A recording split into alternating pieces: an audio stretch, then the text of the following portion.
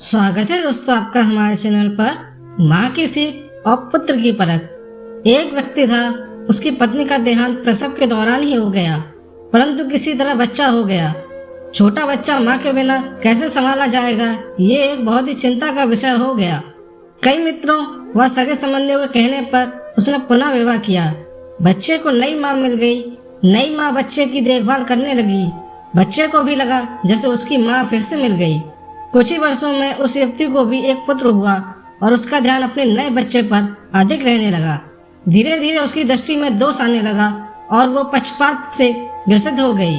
अब उसे ऐसा लगने लगा कि इस घर का वारिस तो बड़ा लड़का है और संपत्ति पर भी अधिक हक इसी लड़के का है। उसे अपने पुत्र के भविष्य की चिंता रहने लगी। उसने अपने पति को समझा बुझा के राजी किया और बड़े लड़की की पढ़ाई लिखाई सब छुड़वा दी और घर के नौकरों को भी हटा दिया और सब काम उसी लड़के से कराने लगी। बच्चा अभी दूसरी कक्षा में ही था और दुनियादारी कुछ नहीं जानता था। उसे यही लगता था माँ ने सही किया होगा। घर का सारा काम करते करते उसका पूरा दिन बीत जाता था।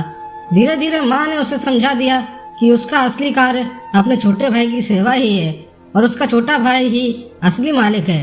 बच्चे ने माँ की आज्ञा मान ली और सदा ही अपने भाई की सेवा में तत्पर रहने लगा। अब वो बड़े लड़के को जरा जरा सी गलती होने पर भी डांटने मारने भी लगती थी, ताकि उस पर एक भय बना रहे। वो कोई काम अच्छे से करता तो भी उसकी सौतेली माँ उसे बिल्कुल बेकार बताती, लेकिन फिर भी बालक के मन में माता के लिए प्यार ही उभरता। वो उसे सौतेली नहीं मान पाता था। उस औरत ने घर की पूजा पाठ का जिम्मा भी उसी बच्चे को दे रखा था।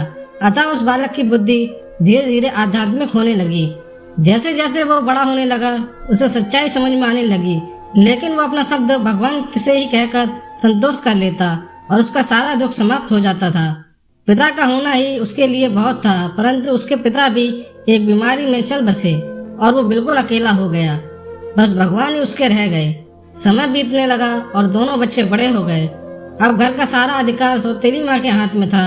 योजना के अनुसार बड़े बच्चे की शादी उस औरत ने एक बहुत ही गरीब घर में वह अनपढ़ औरत से कर दी और अपने पुत्र की बहुत बड़े घर में और एक पढ़ी लिखी युवती से की। उसने बड़े लड़के को नौकरों वाले घर में से एक घर दे दिया और उसकी पत्नी को भी बता दिया कि उसका असली कार्य मालकिन यानी छोटी बहू की सेवा करना ही है। छोटे लड़के के लिए उसने एक बहुत बड़ा भवन बनवाया और स्वयं उसी में उन्हीं के साथ निवास करने लगी। बड़ा लड़का खुशी से अपना जीवन व्यतीत करने लगा और पत्नी के साथ माँ व छोटे भाई के परिवार की सेवा करने लगा। छोटे लड़के की स्त्री को उसकी माँ बहुत अखरती थी। उसे लगता था कि मालकिन उसे होना चाहिए। अब सास बीमार भी रहती थी और साथ में रहने के कारण रात बिरात सेवा उस छोटी बहू को ही करनी पड़ती थी, जो उसे बिल्कुल पसंद नहीं था।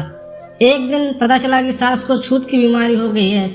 यह जानकर तो छोटी बहू और दूर रहने लगी। उसकी आंखों में सांस खटकने लगी। उसने अपने पति से कह दिया कि इस घर में या तो वो रहेगी या उसकी माँ। छोटे लड़के पर भी अपनी पत्नी का जादू चढ़ा हुआ था, तो उसने अपनी ही माँ को घर से बाहर निकाल दिया और उसे वहीं नौकरों के घर में रहने को कह दिया। अब माँ भी वृद्ध हो गई थी और अचानक हुए इस घटनाक्रम से एकदम बदमाश हो गई। उसने सपने में भी ऐसा नहीं सोचा था। उसे लगने लगा कि अब उसकी सेवा कौन करेगा। उसने आत्महत्या करने का निर्णय ले लिया और गंगा जी में डूबने चली गई। बड़ा लड़का कहीं बाहर गया था और उसे कुछ पता नहीं था। वो एक घाट से गुजर रहा था। शोर सुना तो देखा कोई नदी में डूब रहा है। उसने भी छलांग लगा दी और जब बचा के लाया तो उसने देखा कि ये तो उसकी ही सौतेली माँ है। जब सारी बात उसे पता चली तो वो बहुत दुखी हुआ और उसने पत्नी व माँ के साथ घर छोड़ दिया। वह दूसरे गांव में रहने लगा।